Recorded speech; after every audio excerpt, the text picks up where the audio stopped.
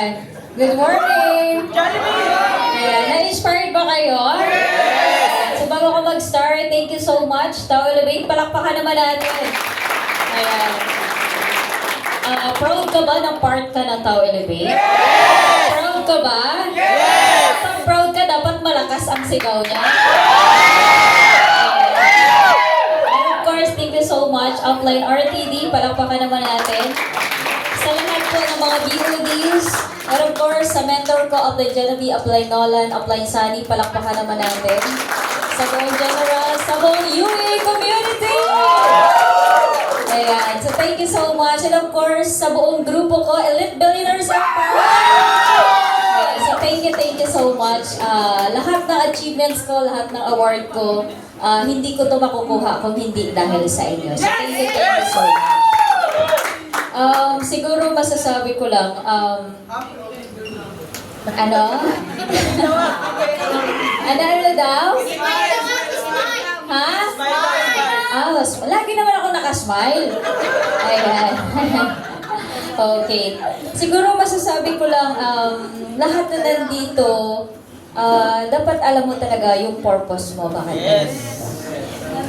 Alam mo ba yung purpose mo? Yes! Tapos yung purpose mo, ano man yung challenge, ano man yung mai-experience mo, huwag na huwag mong kalimutan. Yes! Ano yung purpose mo? Bakit ka nandito? Ano yung purpose mo? Bakit nagpupuyat ka? Bakit mo to hinahataw? Para saan? Para kanino? Yun ang palagi kong sinasabi. Kasi para sa akin, kapag ikaw, maano ka sa family mo, magaan yung blessings. Lalong-lalo na pagdating sa parents mo. Kaya baka mamaya ikaw may galit ka, may hatred ka sa parents mo, patawarin mo na. Kasi kapag ikaw mahal mo yung parents mo, ginagawa mo to para maibigay. Kasi ikaw bata ka pa, pero yung parents natin kasi tumatanda eh. Tama ba? And wag kang papayag na, kasi ako isa na lang, tatay na lang meron ako. So ginagawa ko talaga yung best ko, maibigay yung magandang buhay sa kanya na hindi ko naibigay nung nandyan pa yung nanay ko. Kaya gusto ko talagang makabawi. And thankful ako sa Tao Elevate kasi unti-unti kong naibigay yun sa tatay ko, sa family namin. Ayan, so ibig sabihin, ikaw na nandito, nasa tamang company ka, nasa tamang sistema ka. Ang labanan kasi natin, ang kalaban mo hindi yung hindi yung outline mo, hindi yung mga tao sa paligid mo. Ang pinakakalaban mo dito, walang iba kundi yung sarili mo. Naniniwala ba kayo doon? Kasi sa pagiging empleyado, pwede kang maging tamad. Hindi ka pwedeng maging tamad kasi binabayaran ka eh. Tama? So pagpatamad-tamad ka at wala kang gagawin, di ba hindi ka sasahuran? Pwedeng masisante ka? Tama ba? Hindi ito. Hindi tayo empleyado eh. Negosyante tayo eh. Hinahataw mo, nagpupuyat ka, tinatrabaho mo yung pangarap mo eh. Kaso nga lang, yung mindset natin, pwede naman natin gagawin mamaya. Mamaya na lang. Matulog muna ako. Tama ba? Ganon yung nagiging attitude natin. So para sa akin, ang pinakakalaban mo dito, walang iba kundi yung sarili mo. Okay? Nasa tamang company tayo, may magandang sistema, may magandang nag-guide na mga mentor sa inyo, at the end kasi, ikaw at ikaw yung kukuha ng pangarap mo, walang iba. Naniniwala kayo doon. Ganon. So maraming mga challenge. Dito kasi ititest ka talaga. Ititest ka kung hanggang saan ka. Ititest ka talaga eh. Alam ko, may mga challenge yung bawat isa. May mga sitwasyon ng bawat isa. Hindi ko alam kung anong sitwasyon na meron ka. Pero palagi mong tandaan, lahat ng sitwasyon, lahat ng challenge, lahat ng problema na meron tayo, binigay yan sa'yo para titibay ka. Yes. At hindi yan binigay sa'yo kung hindi mo kaya. Kaya mo yan. Yes. Naniniwala kang kaya mo yan? Yes. Kaya mo yan, i-twist mo lang kaagad. Dapat marunong ka mag-twist ng negative situation and to positive situation. Kasi hindi natin pwedeng idama yung lahat sa sitwasyon na meron ka eh. Paano pag may leader ka na? Tama ba? So kapag may leader ka na kasi, hindi na nagbe-base doon sa kung anong ikaw. Kailangan kasi nandun na yung mga leaders na nangangailangan, what if ikaw lang pala yung lakas niya? tapos wala ka ding lakas. So, paano na? Tama ba? Nakuha niyo yung point? Kaya Yes. kailangan, lakasan mo yung loob mo. Ang sarap kumita, guys. Ang sarap kumita. Ang sarap magpa-check-in ng kalahating milyon.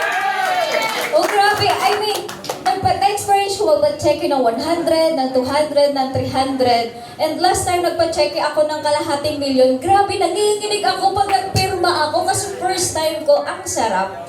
Ramdam na ramdam mo pala. Sabi ko nga, hindi ko nararamdaman yung 100, yung 200, yung 300. Ang kalahating milyon pala, ramdam na ramdam mo talaga. And sobrang sarap sa pakiramdam.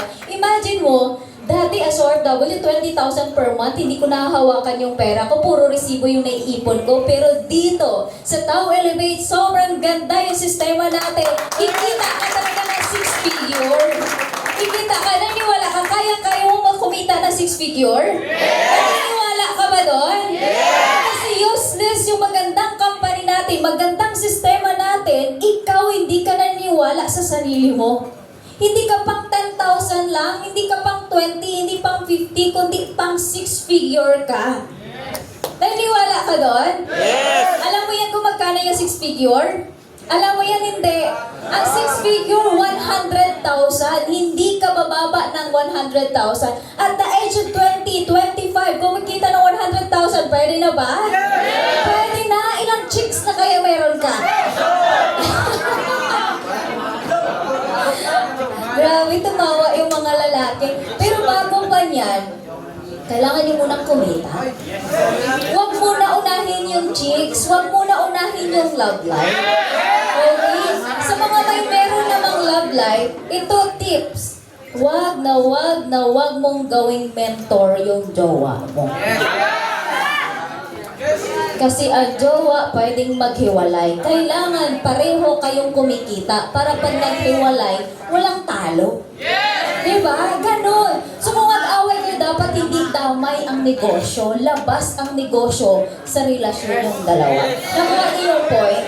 Ganon. So focus mo na. Kasi the moment na umaangat ka na, ito, sabi ko sa inyo, kapag umaangat ka na, bibigyan ka ng malaking distraction. Kumita ka na ng 50,000. Lalaki ka, kumita ka ng 50,000. May dumaan na magandang chicks. Distract ka na kaagad. Kaya yung 50,000 mo, nagbaba sa 10,000. Malapit doon kung 5. Malapit doon kung nag-0. Kaya nangyayari? Nangyayari yan. Kapag nasa momentum ka na, kumikita ka na, lumaki na yung network mo, bibigyan ka ng malaking distraction. Same din po sa mga babae. Bibigyan ka ng gwapo.